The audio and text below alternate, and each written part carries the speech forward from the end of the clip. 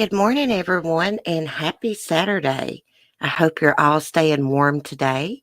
It's quite cold outside here in the mountains. Anyways, I thought we would look up some true crime together because yesterday I didn't get to do any true crime news.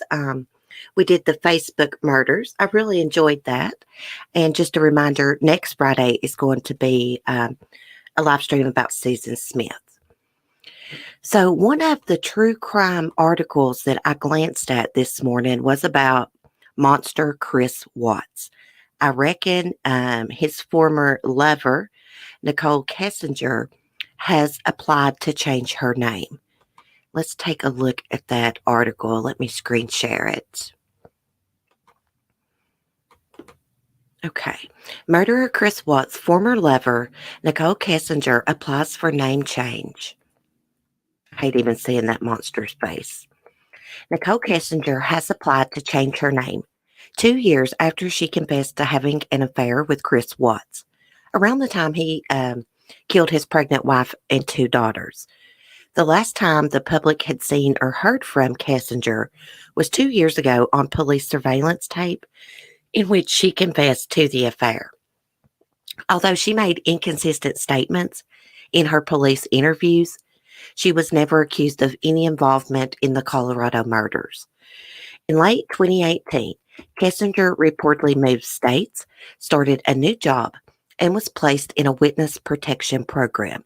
She had received multiple threats and had been shamed as one of the most hated women in America. A source close to the investigation said at the time, the source said she intended to change her name to provide a fresh start. A hearing for the name change has been set for Thursday in a court in Jefferson County, Colorado. Wow. So, I know they say she wasn't involved in the murders, but here, she gets to have a fresh start. She's probably going to get her name changed. And Shanann, Nico, and the girls are gone forever. Life's just not fair. A lot of people think that she was involved in the murders. I personally don't think that she was. I don't think that she told Chris Watts to murder his family. However, I do think she made it known to him quite a bit that she didn't like that he already had kids.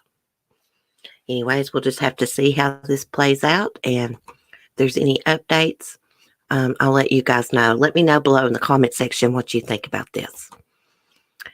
Okay, so let's go to Crime Online. I saw someone else had put up a video about this next case, and this case actually happened just right next door to me. And when I say right next door, I mean right over the Kentucky line. Where I live at, I can be in Kentucky in about 20 to 30 minutes, or I can be in Tennessee in about 35 to 40 minutes. So this case happened in Vico, Kentucky. Let's read up about it because I didn't watch the video. Teacher flees with 3 young children after husband starts shooting. Toddler dies. See, bad things happen in small towns too, guys, just not in the big cities.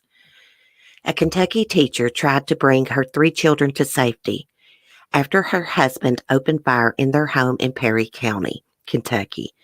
One of the 2 children shot has died. According to the Lexington Herald Leader, 36-year-old David Hampton allegedly shot 2 of his children at a home on or near Montgomery County Road on Tuesday morning.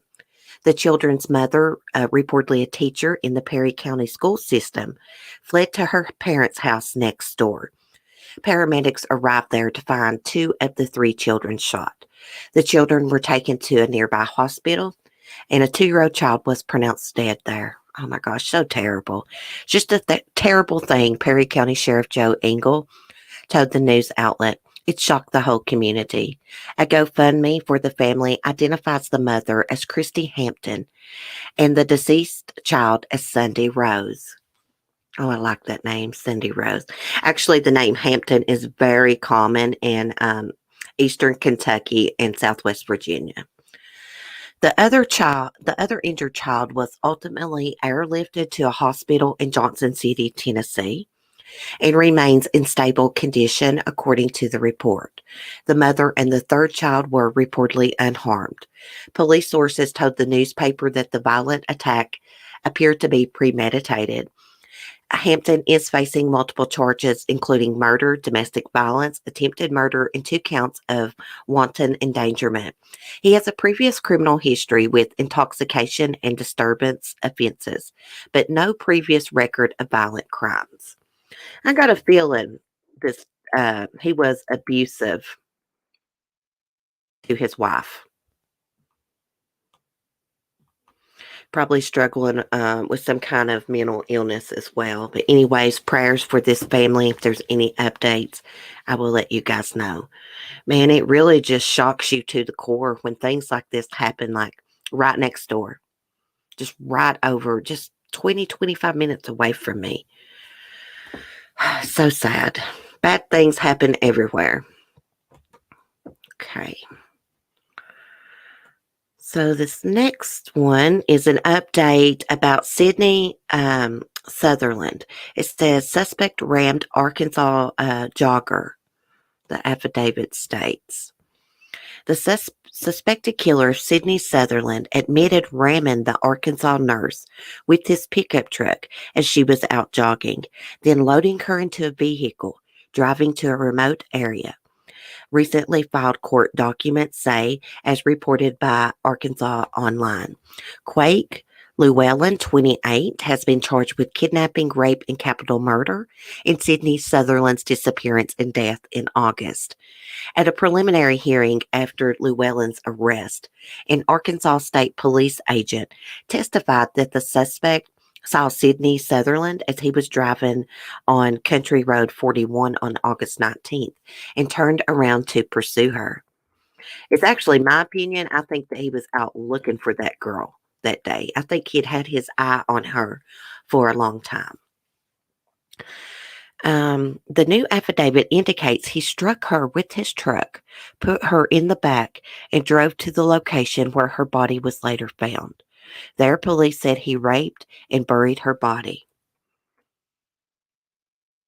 Investigators found the 25-year-old Sydney Sutherland's body on August 21st after 2 days of intense searching.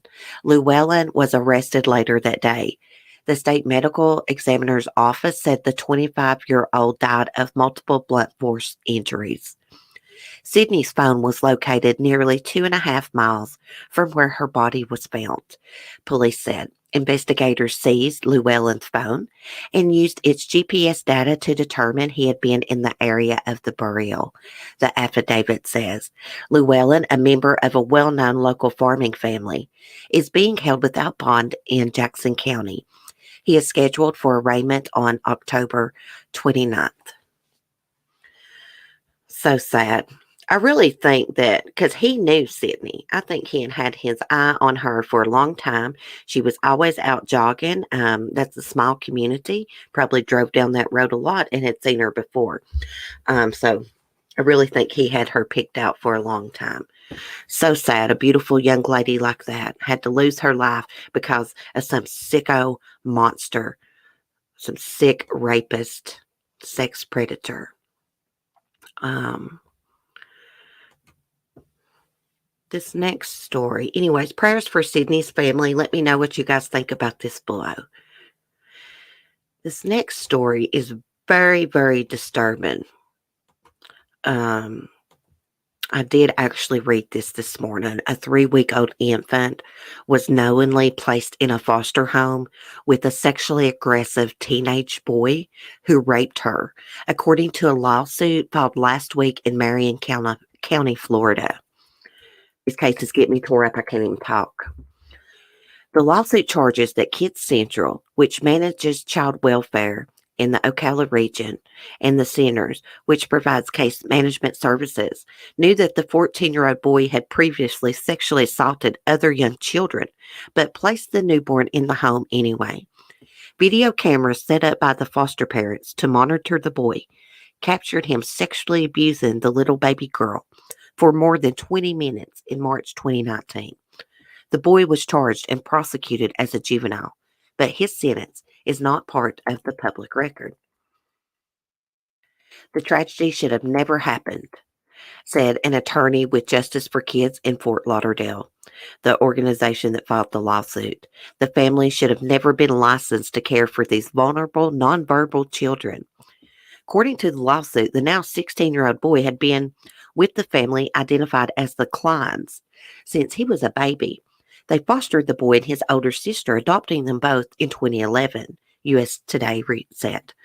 The boy molested a 5-year-old girl in 2013 when he was just 9 years old, the lawsuit says. 3 years after that, while sharing a room with a younger adopted brother, the younger child began making comments about his butt and things the older boy would do, indicating the possibility the boy was sexually abusing the younger child or minimally being sexually inappropriate, according to the lawsuit. The suit claimed that Kids Central did not get psychosexual evaluations for the child, and both agencies kept sending young, vulnerable children to the Klein's home. In addition to sexual issues, the boy hoarded food, stole, lied, stayed up all night watching television, visited pornographic websites while the family slept. He was diagnosed with several disorders, the lawsuit says, and by 2018, he had a history of running away and destroying properties. This kid's already set in his ways. He's a sexual deviant. I hate to say that about a minor, but it's just true. He has molested several children, including a newborn baby. Oh my God, it just breaks my heart. And why did they put a younger little boy in the room with this teenager when he has a history of sexually abusing children? He's a sex predator. It's plain and simple. This family failed these kids. This family should have never had these kids. Why would they let them bring a newborn baby into a home with a teenage boy who has a history of sexually abusing children? God, it pisses me off. The family felt the boy could not be trusted, violated the rules, had problems with respect and boundaries, and could not be left unsupervised in the house, the lawsuit says, leading to the installation of video cameras. What's video cameras going to stop? It didn't stop him from molesting this little baby. That's how they found out she was molested. She wasn't molested. She was raped. Raped for 20 minutes. A 3-week-old baby. God love her heart. That breaks my heart. It really does. This stuff gets to me, guys. I think that's all the true crime I'm going to do this morning because that just got me so upset. I just wanted to put up some true crime news for you guys since I didn't get to yesterday. Anyways, if there's any updates on any of these cases, I will surely let you guys know. Also, channel members, I'm planning on doing a Sunday morning stream. I will post the link and the time in a community post. But anyways, you guys have an amazing Saturday. Be safe, be kind, and peace.